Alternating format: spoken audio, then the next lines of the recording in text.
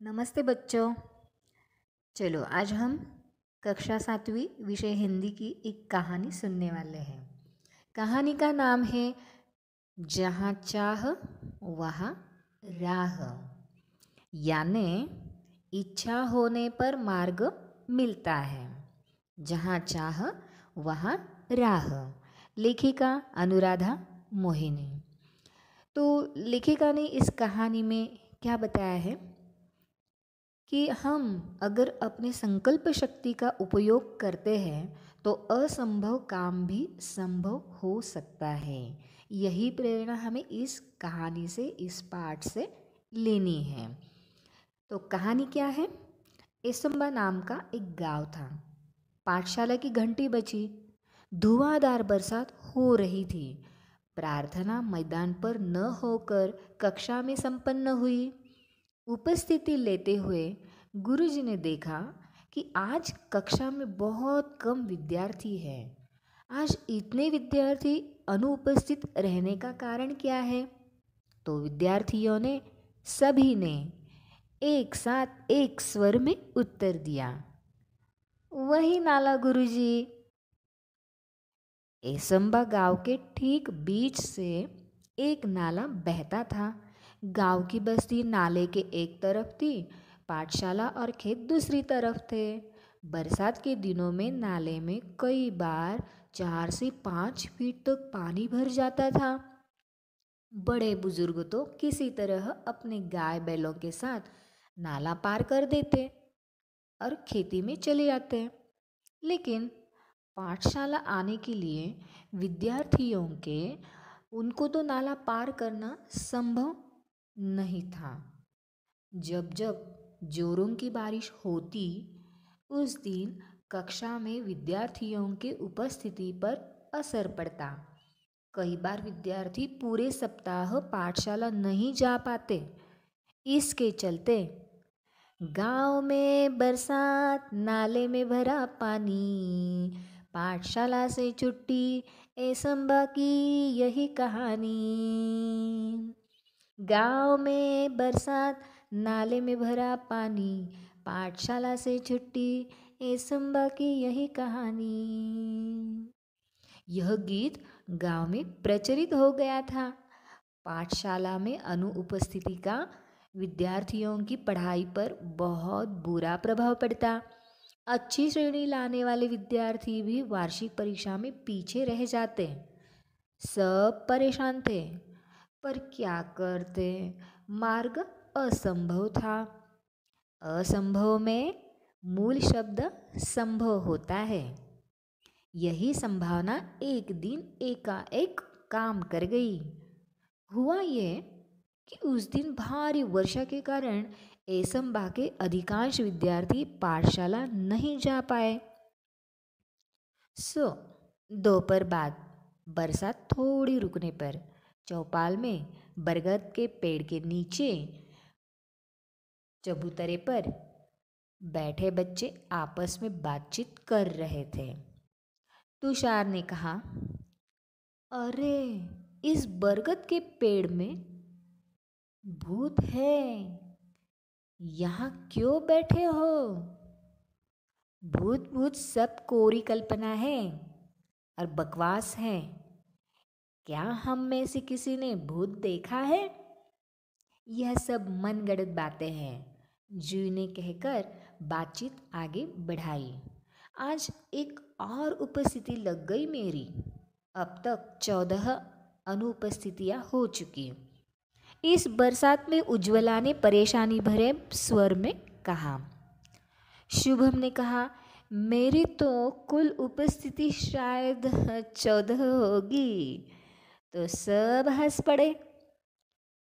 लेकिन क्या हम हर बरसात में ऐसे ही चर्चा करते रहेंगे और पढ़ाई का नुकसान होने देंगे? क्या हम ऐसे हाथों पर हाथ रखकर बैठे रहेंगे? आशीष ने गंभीर स्वर से पूछा। तुषार ने कहा, हम कर भी क्या सकते हैं, हम तो बच्चे हैं। सच कहा तुषार तूने, हम बच्चे हैं, कर भी क्या सकते हैं। हम बच्चे कर भी क्या सकते हैं। हम बच्चे क्या कर सकते हैं। अरे इस वाक्य को गीत की तरह गाकर एक साथ तालियां बजाकर वहां बैठे बच्चे जोर जोर से हंसने लगे। हंसो मत, कोई कुछ कर सकता है तो वह हम ही हैं। आत्मविश्वास भरा यह स्वर दामिनी का था। हर समस्या का निदान संभव है। प्रकृति ने विचार करने के लिए हमें बुद्धि दी है। मुझे विश्वास है कि हम सब मिलकर विचार करेंगे तो कोई ना कोई रास्ता अवश्य मिलेगा। कोशिश करने वालों की कभी हार नहीं होती। दामिनी की बातों ने बातचीत का तो माहौल ही बदल दिया। हर कोई गंभीर होकर समस्या के हल के बारे में सोचने लगा। हल मिल गया। हम बरसात में भी पाठशाला जा सकते हैं। आशीष की आंखों में चमक और स्वर में उत्साह था। सब ने एक साथ पूछा, कैसे? हम नाले पर पुल बांधेंगे, पुल। मित्रों के स्वर में आश्चर्य को भाप कर आशीष ने आत्मविश्वास पूर्वक उत्तर देते हुए कहा, हाँ, पुल पुल बांधेंगे। विज्ञान के पुस्तक में हम सब ने पुल की जानकारी पढ़ी है। जब कभी शहर गए बड़े बड़े पुल देखे भी हैं। अंतर्जाल से हम जानकारी भी प्राप्त कर सकते हैं। गांव का नाला बहुत ज़्यादा चौड़ा नहीं है। हमें लगभग 10 फीट का पुल बनाना होगा। पुल बनाने का विचार जंगल की आग की तरह एसंबा गांव में फैल गया। हर व्यक्ति इस विचार और विद्यार्थियों के हौसले की प्रशंसा कर रहा था। विद्यार्थियों ने छोटे छोटे समूह बनाकर इस प्रकल्प की बारीकियों पर काम करना शुरू कर दिया। सामग्री की सूची बनाई, सामग्री खरीदने के लिए 20-20 रुपये एकत्रित करना आरंभ किया। अब तक पाठशाला के शिक्षक और गांव के लोग भी सहायता के लिए आगे आ चुके थे। देखते देखते सामग्री के लिए आवश्यक राशि हो चुकी थी। बुजुर्गों का अनुभव, युवाओं की शक्ति, विद्यार्थियों का उत्साह सब साथ मिलकर काम कर रहे थे। संगठित प्रयासों से काम आकार लेने लगा। सीमेंट के पाइप खरीदे गए, पत्थर इकट्ठे किए गए, ईंटें आई, बंजर जमीन से मिट्टी खोदी गई। गांव के छगन बाबा नामक एक बुजुर्ग ने प्रचुर मात्रा में रेत उपलब्ध करा दी। पुल बनाने के लिए पूरे गांव के हाथ एक साथ मिट्टी का भराव करने लगे। हर दिन स्वप्न पूर्ति की ओर एक एक कदम बढ़ाने लगा था गांव। अंततः आनंद की वह सुबह भी आ गई। वर्षों की कठिनाई दूर हुई।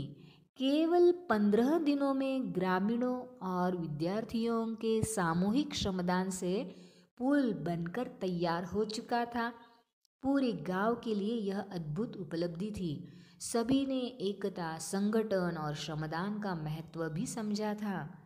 बरसात में इस बार भी नाले में पानी भरा था, पर विद्यार्थी हंसते खेलते पुल से पाठशाला की राह जाने लगे। पुल भी विद्यार्थियों के हौसले को दाद देता, मानो मन ही मन कह रहा था, जहाँ चाह वहाँ राह। जूही ने अपने बड़े भाई की सहायता से पुल के उद्घाटन का वृत्तांत बनाया और संगणक की सहायता से शिक्षा निरीक्षक के सामने प्रस्तुत किया।